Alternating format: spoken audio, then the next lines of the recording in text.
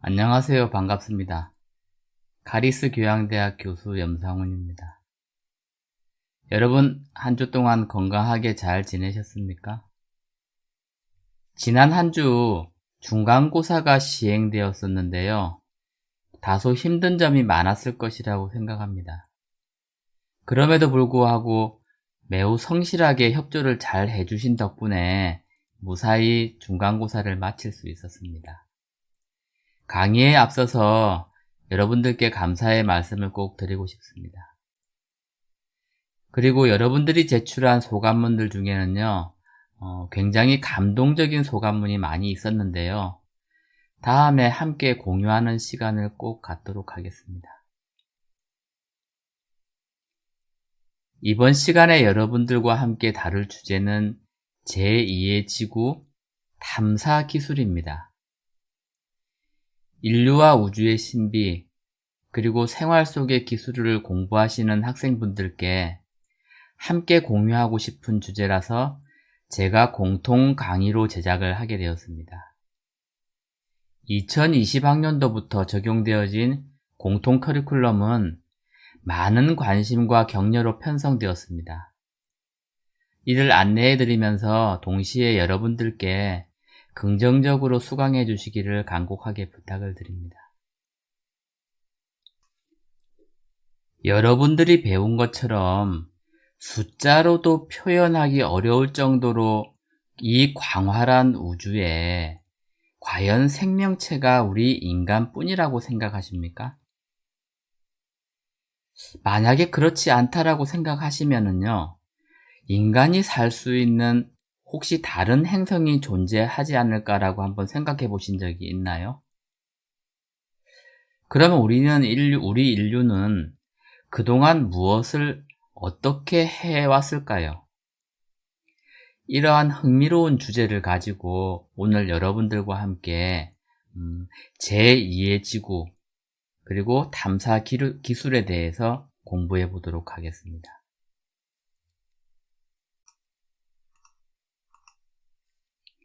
Earth 2.0 제2의 지구라고 제가 이름을 지었습니다. 인간이 살 수 있는 다른 행성이 우주에 존재할까요? 그럼 언제부터 인간은 외계 행성에 대해서 관심을 갖기 시작을 했을까요? 여기에 대해서 잠깐 알아보는 시간을 갖도록 하겠습니다. 외계 생명체에 대한 인간의 사고의 역사는 상당히 거슬러 올라갑니다. 고대 그리스 철학자 에피쿠로스는 우주는 무한하다. 그래서 우리가 모르는 생명체가 수도 없이 많을 것이다 라고 주장을 했습니다. 그리고 고대 로마의 시인인 루크테리우스도 우주 어디에 우리 지구와 같은 인간과 동물이 함께 살고 있을 것이다 라고 기록도 했는데요. 또한 이탈리아의 철학자 조르다노 브루노는 이러한 외계인설을 주장을 하다가 결국 가톨릭 교회로부터 이단 판결을 받아서 처형을 당하기도 합니다. 16세기 코페르니쿠스 칸트로부터 근대의 드레이크 칼 세이건에 이르기까지 외계 생명에 대한 관심과 논란은 지속되어져 왔는데요.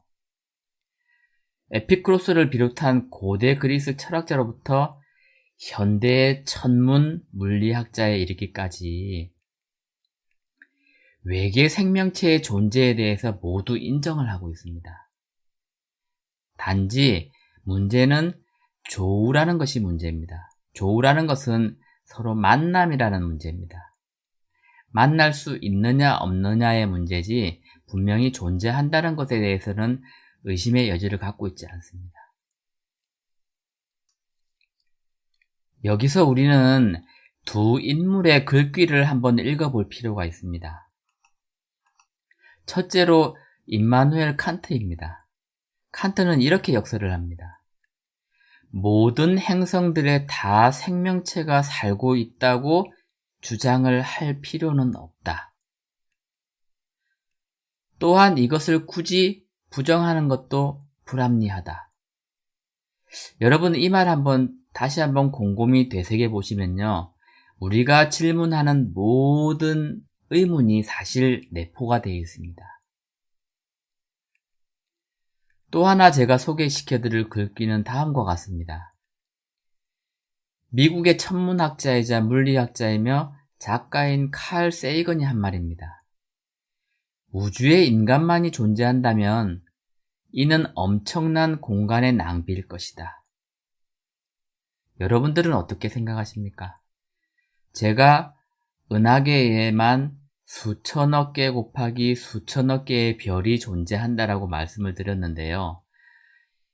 이 정도 광활한 우주에 우리 먼지만한 지구가 있고요. 그 먼지 안에 우리 인류가 이렇게 존재를 하는데요. 그렇다고 했을 만약에 가정을 한다고 하면 이 어마어마한 우주는 공간과 시간의 낭비일 것이다 라고 칼 세이건이 말한 것입니다. 인간이 살 수 있는 다른 행성이 우주에 존재할까라는 의문을 우리가 갖고 있는데요. 그러면은 우리는 다음의 주제를 생각해 볼 가치가 있습니다. 무엇이냐 하면요. 그러면 어떠한 행성에서 인간은 생존이 가능할까 하는 의문입니다. 일종의 조건이 되겠지, 그지요? 행성이 만약에 존재한다라고 가정했을 때 어떠한 조건의 행성이 인간이 살 수 있는 환경을 제공하느냐라는 질문이 될 것입니다. 여기에 대해서 우리가 한번 살펴보도록 하겠습니다. 첫째, 목성처럼 가스형 행성이 아닌 암석형 행성이어야 한답니다.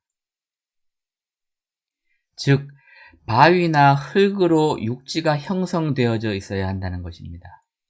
예를 들면 물만 존재한다라고 하면은 우리 인간이 물속에서 계속 살 수는 없지 않습니까? 그러한 이유가 한 개 될 수 있고요. 어쨌든 가스형 행성이 아닌 암석형 행성이어야 된다는 것입니다. 물론 전체가 다 암석은 아니겠지만요.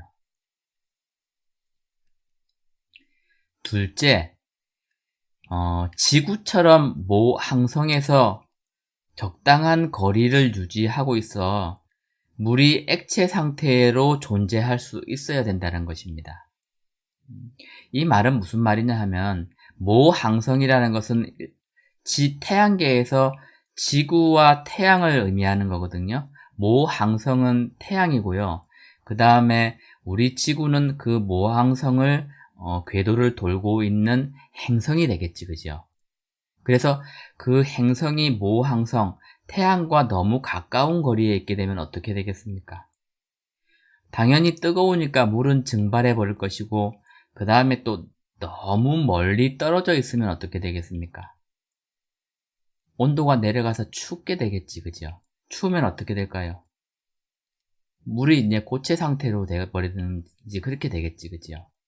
그래서 적당한 거리라는 것은 생명체가 생존하기 위한 온도를 유지시키기 위한 필수 조건이 될 것입니다.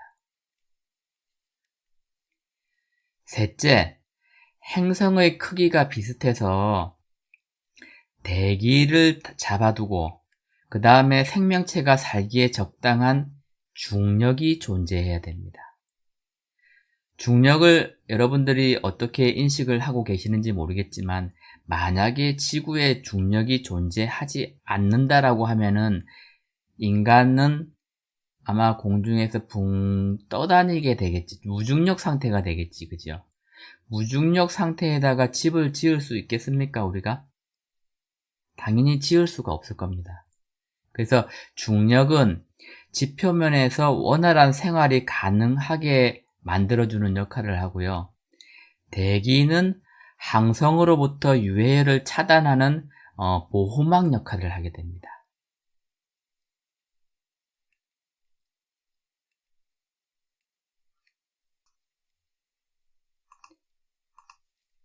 대기의 역할은 매우 중요합니다. 태양의 복사 열 에너지 중에서 적외선은 대기에 흡수되거나 반사가 되고요. 약 70%의 가시광선만이 지표면에 도달을 하게 됩니다. 지표면의 열은 온실가스 분자에 의해서 흡수가 되고 다시 방출되어서 지구를 따뜻하게 유지시켜 줍니다. 한마디로 말해서 생명체가 살 수 있는 환경을 제공하는 것입니다. 앞서 살펴본 이러한 조건의 행성이 생명체가 존재할 가능성이 있다고 판단을 하고요.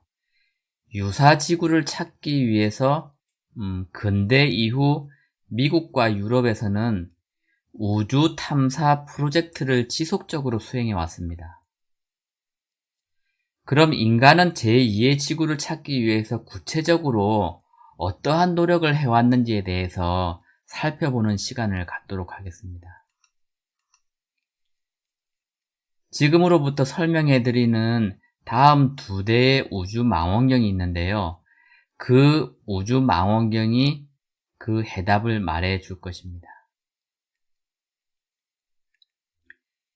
지금 여러분들이 보고 계시는 우주 망원경은요, 케플러 우주 망원경입니다. 17세기 독일의 저명한 물리학자인 요하네스 케플러를 기리는 의미에서 명명되었고요. 그 목적은 우리 은하에서 생명체 존재가 가능한 행성을 발굴하는 것입니다. 2009년 3월 미 항공우주국에서 우주로 발사를 했고요. 2013년 5월에 위치 보정 장치가 고장이 나서 기능이 정지된 상태였습니다. 그리고 현재 위치는 지구의 공전 궤도를 돌고 있고요. 궤도 주기는 약 371일입니다. 그때 당시로 제작비는 약 6,400억 원이 들었다고 합니다. 그리고 연간 운용비는 한 200억 정도 되고요. 크기는 지름이 약 2.7m고 길이가 약 4.7m 정도 된다고 합니다. 그리고 총 중량은 한 1톤 정도 된다고 합니다. 그런데 이 케플러 우주 망원경이 얼마나 대단한 것인지 제가 다음 장에서 설명을 해 드리도록 하겠습니다. 2009년도에 발사된 나사의 케플러 우주 망원경은요, 지금까지 약 2600여 개의 행성을 발굴했는데요. 약 10년 동안 우주 탐사를 수행을 했고요. 지금 보시는 숫자로 이제 케플러 우주 망원경이 수행했던 내역을 표현해 놓은 것입니다. 약 53만여 개의 항성과 2600여 개의 행성을 발견했고요. 또한 초신성을 약 60여 개를 관측을 했고요. 그동안 수집한 데이터가 약 680GB 정도 된다고 합니다. 그리고 그 데이터를 기반으로 해서 발표된 논문이 약 3천여 개가 되고요. 놀라운 사실 2가지가 있는데요. 이게 뭐냐 하면은 지구로부터 약 1억 5천만 킬로미터 떨어져 있다는 것과 그동안 사용한 연료가 약 3갤론밖에 되지 않는다라는 것입니다. 즉, 그동안 사용했던 총 연료비가 2만 원도 채 들지 않았다라는 사실입니다. 지금 여러분들이 보시는 아름다운 영상은요, 케플러 우주 망원경이 그동안 찾아낸 2600여 개의 외계 행성과 행성들의 온도, 크기를 토대로 만들어진 사진입니다. 우측에 조그만 점선이 있는데요. 점선 원들의 군집이 있는데 그게 바로 태양계입니다.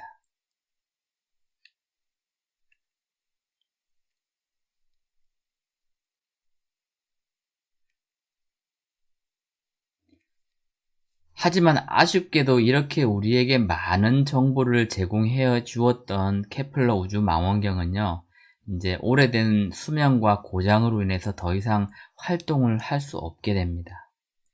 그래서 미국 나사에서는 테스 프로젝트를 이어서 수행을 하게 됩니다. 역시 목적은 우리 은하에서 생명체 존재 가능한 행성을 발굴하는 것이고요. 2018년도 4월에 스페이스 X에 탑재되어서 우주에 보내지게 됩니다. 현재 위치는 달 근처에서 정상 궤도에 있고요. 궤도 주기는 약 13.7이라고 합니다. 그런데 놀라운 사실은 그동안에 케플러 우주 망원경이 갖고 있던 그 카메라, 망원경의 해상도에 약 400배가 되는 고성능의 와이드 필드 카메라가 장착되어 있어 가지고 굉장히 고성능, 굉장히 밝고 선명한 영상을 지구로 송출해 준다고 합니다. 실제로 크기도 케플러 우주 망원경보다 훨씬 작습니다.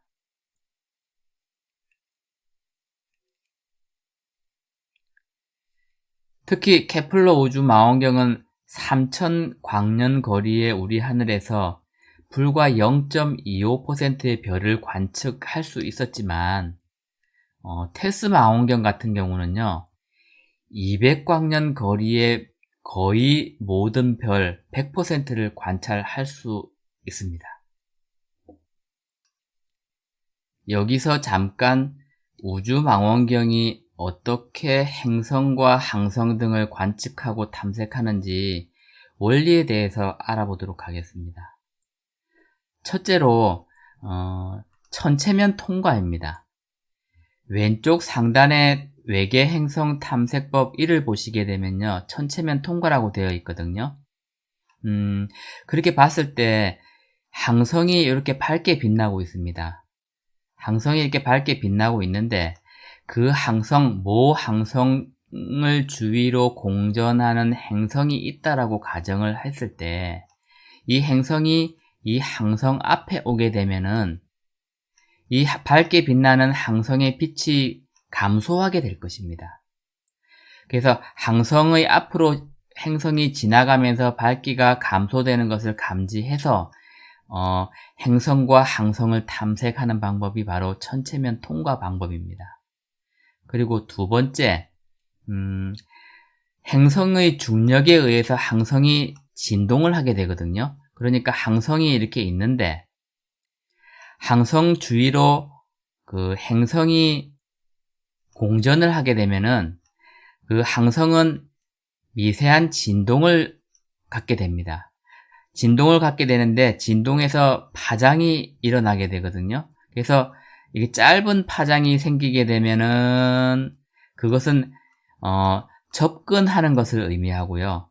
그 다음에 이렇게 파장이 길게 되는 것은 멀어지는 것을 의미합니다. 그러니까 짧은 파장이 생겼다가 다시 긴 파장이 생긴다라는 것은 항성이 미세하게 진동해서 약간의 회전을 한다라고 생각을 할 수 있게 되는 것입니다. 그것을 오른쪽에 있는 애니메이션으로 우리가 살펴볼 수가 있습니다. 오른쪽의 애니메이션이 바로 그것을 아까 제가 말로써 설명한 것을 그대로 표현해주고 있습니다.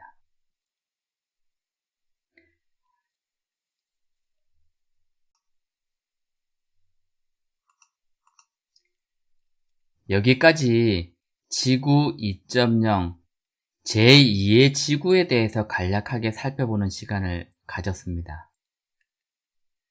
앞서 학습한 것을 다음과 같이 한번 요약을 해 보도록 하겠습니다. 우주의 반지름이 약 138억 광년이니까 지름은 276억 광년이 됩니다. 그런데 초창기 빅뱅 이후에 인플레이션 속도는 빛보다 빠르게 팽창했으니까 우주의 지름을 다시 계산을 하게 되면 약 940억 광년이 됩니다. 여러분들이 좀 지각하기 어려우니까 우리가 지각할 수 있는 속도로 다시 한번 살펴보게 되면요. 총에서 발사된 총알의 속도는 1초에 약 1km가 날아갑니다. 인간이 만든 우주선 보이저 1호의 속도는 초속 17km입니다. 총알의 20배 정도 빠르게 움직이는 거죠. 물론 우주니까 가능합니다. 우리가 아는 최대의 속도는 빛의 속도입니다. 슈퍼맨이 날아가는 속도죠. 초당 30만 킬로미터입니다. 그럼 빛이 1년 동안 가는 거리를 1광년이라고 했는데요. 1년에 약 10조 킬로미터를 갑니다. 그런데 아이러니한 것은 총알보다 20배 빠른 보이저 1호의 초속 17km의 속도로 40년 만에 겨우 우리 태양계를 벗어났다는 사실입니다. 그런데 더욱 놀라운 사실은요. 우리 은하의 지름이 약 10만 광년이고요. 보이저 1호가 우리 은하를 가로질러 가는데 걸리는 시간이 약 20억 년이라고 합니다. 그리고 유사 은하의 수는 약 2천억 개가 되고요. 각 은하가 가지고 있는 별의 수는 약 3,500억 개가 됩니다. 이러한 정도의 우주에 지적인 생명체가 과연 인간 우리밖에 없을 것이라고 생각을 여러분들은 하십니까? 어떻게 생각하십니까?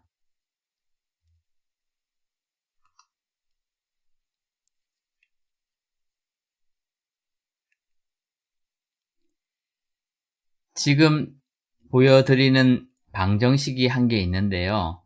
이것은 우리 은하에서 지적 생명체 수를 계산한 방정식입니다. 이 방정식을 정리한 미국의 천문학자 드레이크는 우주의 크기에 엄청난 매료를 느끼고요. 이 방정식까지 만들어냅니다. 이 방정식을 소개시켜 드리도록 하겠습니다.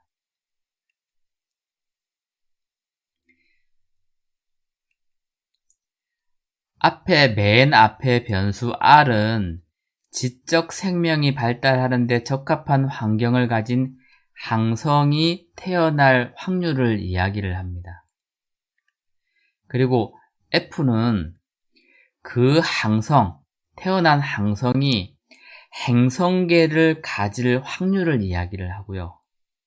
그 다음에 N은 그 행성계를 갖고 있는 행성계가 생명에 적합한 환경을 가질 확률을 또 이야기합니다. 그리고 그 행성에서 생명이 발생할 확률을 F1이라고 하고요. F1이 아니라 FL입니다. 그 다음에 그 생명이 지성의 단계까지 진화할 확률을 또 FI라고 했고요. 그 다음에 그 지적인 생명체가 다른 천체와 교신할 수 있는 기술 문명을 발달시킬 수 있는 확률을 FC라고 가정을 하고요. 마지막으로 그러한 문명이 탐사가 가능한 상태로 존재하는 시간을 여기다가 곱해주게 되면은 우리가 원하는 우리 은하 속에서 탐지 가능한 고도의 문명수를 계산해낼 수 있다라고 드레이크는 이러한 방정식을 만드는 것입니다. 사실은 드레이크가 이러한 우주의 지적 생명체 수를 계산한 방정식을 어느 누구도 지금 부정한 사람이 없습니다. 맞거나 틀리거나 누가 맞다고 한 적도 없고 틀리다고 한 적도 없지만 대체적으로 다 긍정적으로 인정하는 편입니다. 오늘 여러분들과 함께 이 광활한 우주의 지적인 생명체가 인간만 존재할 것인가, 혹은 지구와 유사한 조건의 행성이 과연 존재할 것인가 아닌가, 얼마나 우리 인류가 노력을 해왔는가에 대해서 살펴보는 시간을 가졌습니다. 흥미로운 주제이면서 앞으로 여러분들 뿐만 아니고 우리가 지속적으로 우주 탐사를 할 때 그 모토가 되는 그러한 생각이기 때문에 여러분들이 한 번쯤 공부해 두셨으면 하는 바람에서 준비했습니다. 여러분 어떠셨습니까? 흥미로우셨나요? 현대의 과학기술의 발전으로 관측 가능한 우주에 수천억 개의 은하들이 존재한다고 합니다. 그리고 은하마다 또 수천억 개의 별이 있으니까 생명이 서식할 수 있는 행성의 수는 수십조, 수백조가 있을 것이라는 계산이 나오고요. 이것을 부정하는 학자들은 아무도 없습니다. 우주에는 우리 외에도 다른 문명이 분명히 있을 것이라고 전부 다 동의합니다. 그런데 왜 우리는 외계인들을 한 번도 본 적이 없을까요? 그 이유는 항성 간의 거리가 너무 멀기 때문에 어떠한 문명도 그만한 거리를 여행할 수 있는 기술을 확보하지 못했기 때문이라고 예측을 하고 있습니다. 그리고 가장 중요한 것은 시간입니다. 138억 년 동안의 우주의 역사로 봤을 때 채 1만 년도 안 되는 인류의 역사는 매우 극미합니다. 다른 문명도 만약에 그렇다고 가정을 했을 때 이 오랜 우주 시간 속에서 두 찰나가 동시에 존재할 확률은 거의 0에 가깝다라는 게 정설입니다. 마지막으로 제가 여러분들께 이러한 말씀을 해드리고 싶습니다. 인류에게 이 지구보다 더 아름다운 행성은 우주 어디에도 존재하지 않을 것이라는 것입니다. 그래서 우리가 살고 있는 이 우주 지구를 아름답게 유지하고 보존하는데 우리 모두가 힘써야 될 것 같습니다. 여러분들 유익하셨는지 모르겠지만 오늘 준비한 강의는 여기까지입니다. 다음 주에 더 흥미로운 주제를 가지고 찾아뵙도록 하겠습니다. 끝까지 경청해 주셔서 감사합니다.